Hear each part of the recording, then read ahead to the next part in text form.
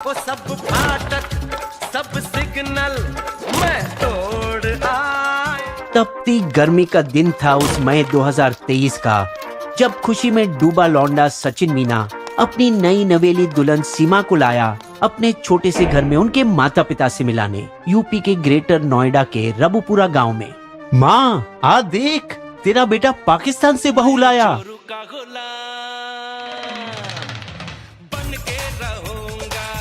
लेकिन KG3 film में जैसे जया बच्चन पूजा की थाली से अपने बेटे का स्वागत करी थी, तेरी पूजा करूं मैं तो हरदम, कभी खुशी कभी गम। सचिन का स्वागत उससे बिल्कुल उल्टा था, क्योंकि सचिन की माँ के हाथ में मिठाई नहीं झाड़ू था।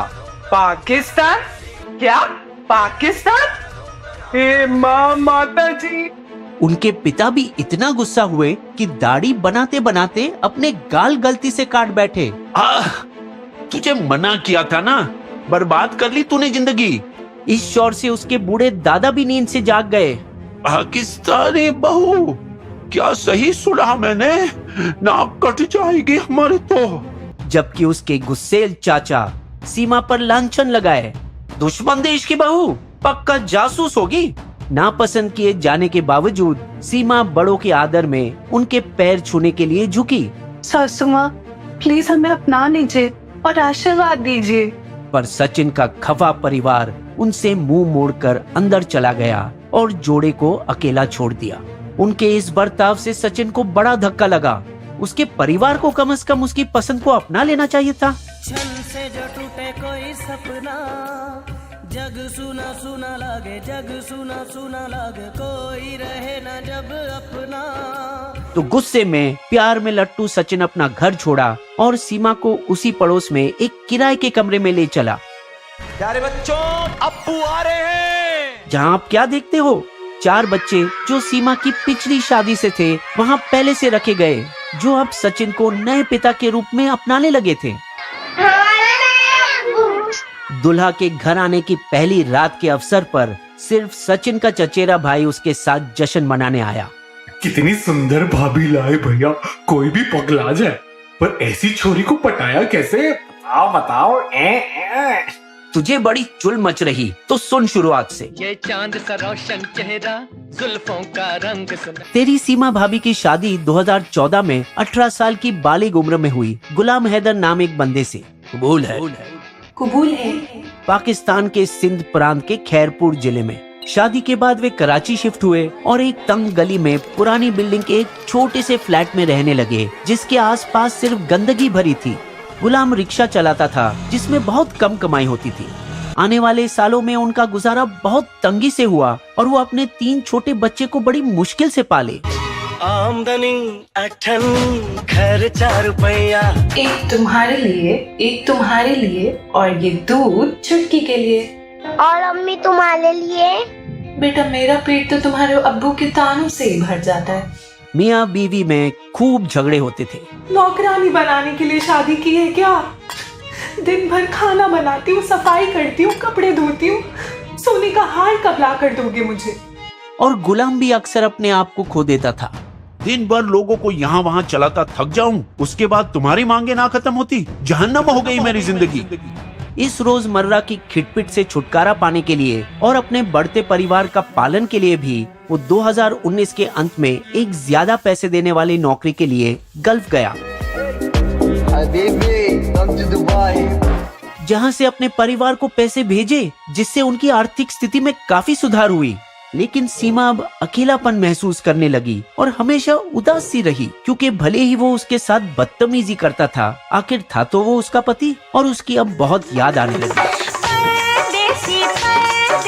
जाना नहीं। अब आते हैं मेरी कहानी पर। मैं अभी सिर्फ 18 साल का ही हुआ था और पास की एक किराने की दुकान में 8,000 रुपये तनख्वाह पर काम करना शुरू किया। फिर 2020 में महामारी का कहर आ टपका, दुकानें बंद हो गई और मेरी नौकरी भी चली गई। लेकिन ऐसा होने से मेरी लाइफ एकदम पलटी मारी, क्योंकि तब शूटर गेम PUBG मेरी जिंदगी में आई।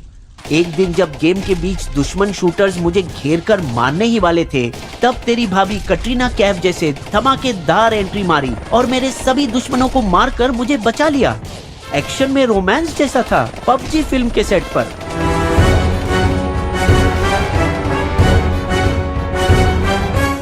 उसके बाद से हम हर रोज घंटों तक एक साथ खेलते रहते, एक दूसरे को चिढ़ाते हुए। आज बचाओगी नहीं मुझे? कभी तो दबंग लौंडे की तरह तुम मुझे बचाओ। सीमा मुझसे ज्यादा दबंग थी क्योंकि उसने ही सबसे पहले पूछा। मेरे प्यारे सचिन, मुझे अपने बारे में और बताओ ना। हम जल्द ही इंस्टाग्राम और व्हाट्सएप की असली जिंदगी में एक दूसरे को जानने लगे और रात के 3 बजे तक चैटिंग करते करते करीब आए। वो मुझसे 5 साल बड़ी थी और उसके बच्चे भी थे, लेकिन मैं उस पर इतना मर मिटा था कि मैंने उसके लिए बिस्बो जैसे शायरी भी गाई। आलू भरा पराठा, पानी भरा गिलास, सीमा तेरी याद में भूख लगे ना प्यास। वो मेरे लिए अक्सर फोन ऑन रखकर ही सोती थी ताकि मैं वीडियो कॉल के जरिए उसे रात भर देख सकूं।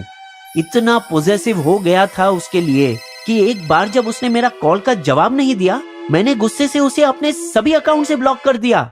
सीमा को इससे इतनी परेशानी हुई कि उसने अपने हाथों पर चाकू चलाकर खून बहाया। मैं तुम्हारे बिना नहीं जी सकती सचिन।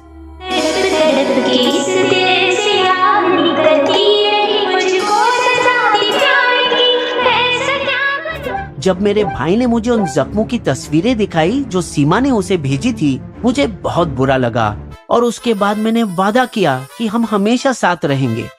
वो मुझसे इतना प्यार करती थी कि उसे भारतीय संस्कृति से भी प्यार हो गया। व्हाट्सएप वीडियो कॉल पर मेरे लिए करवा चौथ मनाई साड़ी में, नवरात्रि पर गरबा खेली और होली पर रंग जमाई। हमारे रिश्ते के 4 साल होने आए थे और अब हम दुश्मन देशों के नागरिक अपनी जिंदगी एक साथ बिताने का सपना देख रहे थे। ओ भैंस की आंख, तू क्या गदर के सनी देओल की तरह पाकिस्तान गया था उसे लेने?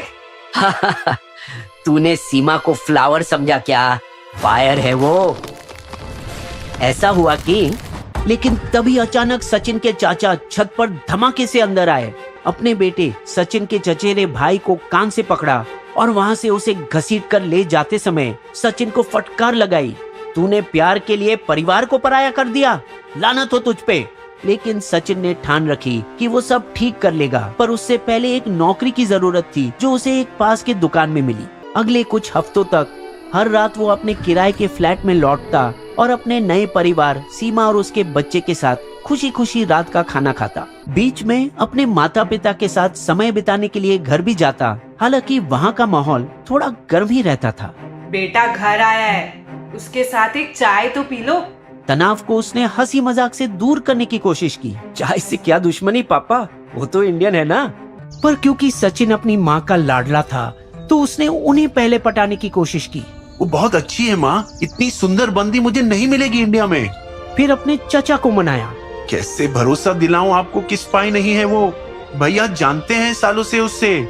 और जैसे गदर में सनी देओल ने पाकिस्तान जाकर अपने ससुर को फुसलाने के लिए उसका धर्म अपनाया। तुम्हें इस्लाम कबूल है? कबूल है। सीमा ने सचमुच सचिन के परिवार को दिखाया कि उसने इंडिया आकर हिंदू धर्म अपनाया। मम्मी पापा, हिंदुस्तान जिंदाबाद था, जिंदाबाद है और जिंदाबाद रहेगा। अब वो राधे राधे की चुन्नी गले में डाल, माथे पर बिंदी और सिंदूर लगाकर सज सवारती और सिर्फ शाकाहारी भोजन खाती। इस हद तक गई कि अपने बच्चों के नाम तक बदल डाले। फरहान को राज, फरवा को प्रियंका, फरीहा को परी और फरहा को मुन्नी। उसकी कोशिशें सचिन की माँ को खुश करने में रंग लाई और आखिरकार उन्होंने सचिन के पापा को भी मना लिया। जो होना था सो हो गया, मान जाओ। अब तो पूरा मोहल्ला बातें बनाने लगा है। पड़ोस की औरतें सचमुच उनका मजाक उड़ा रही थी। सचिन क्या है सचिन में? लप्पू तो सचिन है, मुंह में तो बोलना वहाँ पे है ना, बोलना है ना, झिंगुर तो लड़का। इसीलिए समझदार पिता जिद छोड़ी और जोड़े को सलाह दी। सीमा को अपनाने के लिए हम तैयार हैं, लेकिन सचिन, शादी को कानूनी बनाना बहुत इम्पोर्टेंट है। दोनों खुशी खुशी एक वकील के पास गए और उसे कोर्ट मैरिज करने के लिए सारे दस्तावेज दिए। क्यों उन्होंने पाकिस्तान पहचान पत्र भी उसे दिया समझ नहीं आता, लेकिन उसे देखकर वकील हड़बड़ा गया। पाकिस्तान से हो? कहाँ है तुम्हारी वीजा? इंडिया वीजा दिखाओ। ये सुनकर उनके चेहरे का ऐसा रंग उतरा कि सचिन ने टेबल के नीचे सीमा का हाथ जोर से पकड़ा और दोनों डर के मारे तुरंत वहाँ से निकल गए बिना कुछ और खुलासा किए। वकील ने भाप लिया कि दाल में कुछ काला था और पुलिस को कॉल किया। मैं पाकिस्तान से आए एक अवैध अप्रवासन के मामले की रिपोर्ट करना चाहता हूँ। सचिन ने होशियारी दिखाते हुए ऑफिस के दरवाजे पर कान लगाकर बाहर से वकील की बात सुननी और दोनों वहाँ ग्रेटर नोएडा से भाग निकले रोडवेज बस में सीधे हरियाणा के बल्लभगढ़ के लिए। लेकिन पुलिस तेजी से उनका पीछा करते हुए उनकी बस को बीच रास्ते में ही रोक लिया और 4 जुलाई के उस दिन सीमा को गिरफ्तार किया पाकिस्तान से गैर कानूनी तरीके से भारत आने के आरोप में और सचिन और उसके पिता को उसे पनाह देने की साजिश के लिए। जब लोकल पुलिस सीमा को थाने ले जा रही थी तो उसने कुछ मीडिया रिपोर्टर से चिल्लाकर कहा, मुझे वापस नहीं जाना प्लीज, मैं सचिन से प्यार करती हूँ, सब कुछ छोड़ कर आई हूँ उसके साथ परिवार बसाने के लिए। शायद नियति मुस्कुराई इन दोनों प्रेमियों पर, क्योंकि 4 दिन बाद 8 जुलाई के रोज एक दरिया दिल जज ने उन सभी को जमानत दी, लेकिन शर्तों के साथ। आप अदालत की इजाजत के बिना न तो देश से बाहर जा सकते न ही अपना पता बदल सकते हो। वे भले ही जेल की सलाखों से तो बाहर आ गए, लेकिन अब टीवी मीडिया और लोकल यूट्यूब रिपोर्टर्स ने उन्हें घर में कैद कर डाला। दिन में 16-16 घंटों का सर्कस लगाकर, जिसमें उनके जोकर पत्रकार सुबह से रात तक उनके घर पर डेरा डाले रहते। सीमा को देखने के लिए पूरे यूपी से जन सैलाब उनके घर उमड़ पड़ा। भाई, पाकिस्तानी भाभी की एक झलक मिल जाए बस, जल्दी चलो। जो होना बाकी था वो भी हुआ जब लोग प्रेरित हुए हाल ही में रिलीज कई बॉलीवुड स्पाई फिल्मों से और आरोप उड़ने लगे कि सीमा पाकिस्तानी जासूस थी जिसने बेचारे सचिन को हनी ट्रैप में फंसाया था। लेकिन ये बात फिट नहीं बैठती, क्योंकि प्रदीप कुरुलकर जिसके साथ हाल ही में हनी ट्रैप हुआ था वो DRDO का टॉप मिसाइल साइंटिस्ट था, जबकि सचिन में ऐसी कोई बात नहीं थी। फिर भी यूपी का ATS जोड़े को 17 और 18 जुलाई को लंबी पूछताछ के लिए ले गया। सच सच बता, ISI के साथ कब से मिली हुई है तू? ऐसा कुछ भी नहीं है मैडम। और यहाँ उसने इस राज का खुलासा किया कि वो भारत कैसे आई। कैसे आई वीजा के बिना बॉर्डर पार करके? किसने दिए इतने पैसे? पूरी बात तो ये है मैडम जी। उसने अपनी कहानी सुनाई। फरवरी 2023 में मैंने पहले कानूनी तरीके से भारतीय वीजा लेने की कोशिश करी थी, लेकिन गार्ड्स ने मेरे जैसे गरीब इंसान को वहाँ से भगा दिया। फिर मार्च में एक लोकल ट्रैवल एजेंट ने मुझे प्लेन में कराची से पहले दुबई पहुँचने में मदद की और फिर वहाँ से काठमांडू के लिए कनेक्टिंग फ्लाइट लेनी पड़ी, जहाँ काठमांडू की खूबसूरत रोमांटिक वादियों में आखिरकार मेरी मुलाकात अपने दिल जिगर सचिन से पहली बार हुई। फिर हमने पशुपतिनाथ मंदिर में हिंदू रीति रिवाज से शादी की। ये मेरी जिंदगी के बेस्ट लम्हे थे, जब हमने पहली बार सड़कों पर सैर सपाटा किया और साथ में इंस्टाग्राम रील्स बनाई। होटल के कमरे में हनीमून बेड पर एक दूसरे की बाहों में लिपटे हुए हमने सुपरहिट हिंदी फिल्म कदर देखी, क्योंकि हमें हमेशा लगा कि ये स्क्रीन पर दिखाई गई हमारी जिंदगी की कहानी है। दरअसल सचिन पहले पाकिस्तान आना चाहते थे, लेकिन मैंने उन्हें रोक दिया। देखो, तुम्हारे हाथ पे ये ओम है, पाकिस्तान में हिंदू बने रहकर जीना बहुत मुश्किल होगा। ये भी है कि मैं खुद यहाँ आकर रहना चाहती थी, क्योंकि मुझे भारत में महिलाओं को मिलने वाली आजादी के मजे लूटने थे, जो पाकिस्तान के रूढ़िवादी समाज में लड़कियों को नहीं मिलती। इसीलिए हम कुछ समय के लिए अलग हुए। डरो मत सचिन, हम जरूर मिलेंगे और हमेशा साथ रहेंगे। अपने देशों में वापस आकर हमने ऑनलाइन ब्राउज किया कि कैसे मैं खुले नेपाल बॉर्डर से भारत आ सकती हूँ। इसलिए मैंने हमारे एक छोटे से एक्स्ट्रा फ्लैट को 12 लाख पाकिस्तानी रुपये में, मतलब 5 लाख भारतीय रुपये की कीमत पर बेचा, अपनी यात्रा का खर्च उठाने के लिए। मेरी किस्मत एक बार फिर रंग लाई जब 9 मई को तब के पाकिस्तान पीएम इमरान खान की गिरफ्तारी के बाद कराची में उनके फैंस द्वारा हुए हिंसक विरोध प्रदर्शन की वजह से लगे कर्फ्यू और बंद इंटरनेट की आड़ में मैं अपने घर से भाग निकली। मैं खुश थी कि अब बिना किसी फोन नेटवर्क के मेरे पति और उनका परिवार मुझसे पूरी तरह से कट ऑफ हो गए थे। मैं फिर से पिछली यात्रा की तरह कराची से शारजाह गई, फिर वहाँ से काठमांडू पहुँची और इस बार आगे नेपाल में पोखरा तक भी गई। वहाँ एक दलाल ने हमें भारतीय गांव वालों जैसे कपड़े पहनने में मदद की, जिससे हमें पोखरा से दिल्ली की बस में मदद मिली। ID कार्ड दिखाओ, बिना ID टिकट नहीं मिलेगा। मेरा दिल जोरों से धड़कने लगा, लेकिन मैं साहस रखते हुए झूठ बोली।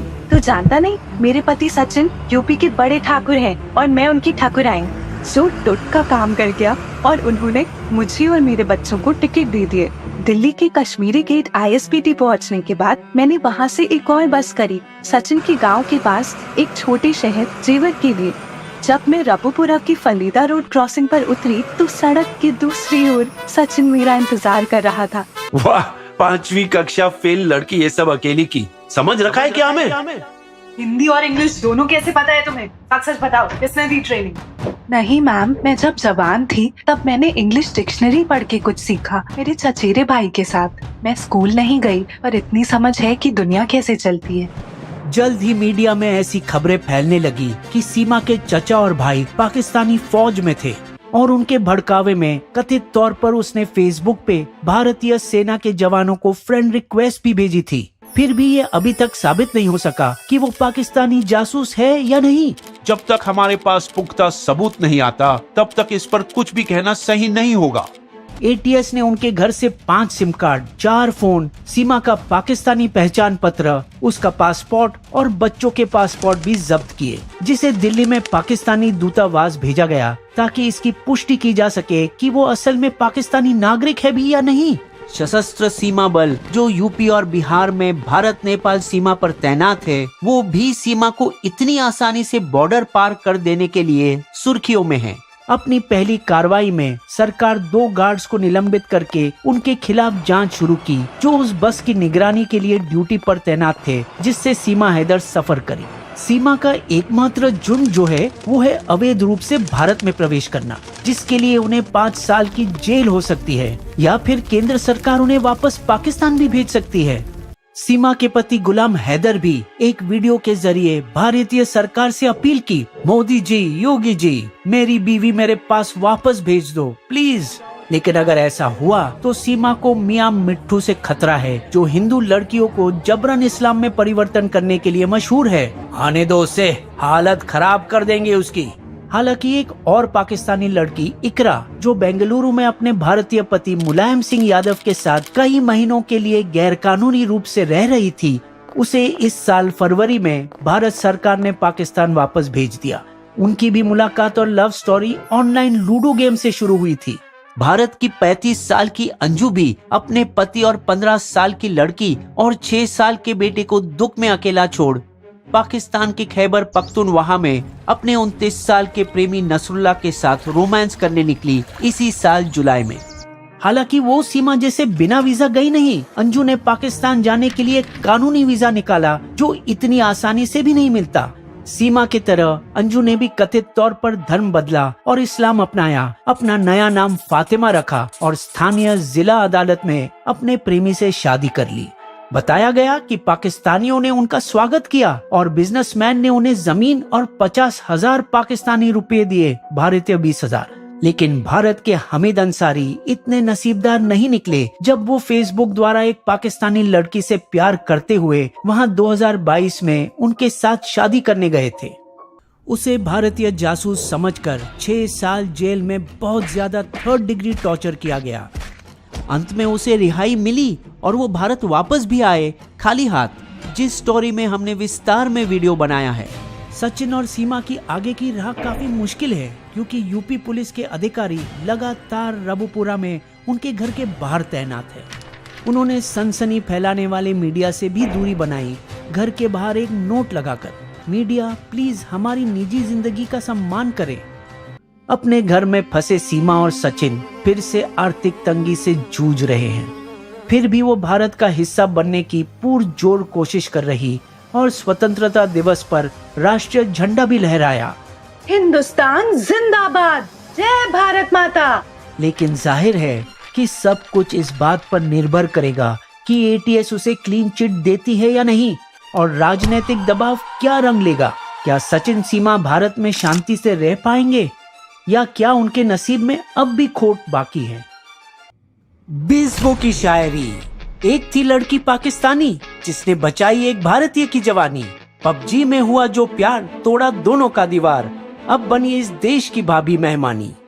हमारे वीडियो कंटेंट के सारे स्रोत आपको डिस्क्रिप्शन में भी मिलेंगे।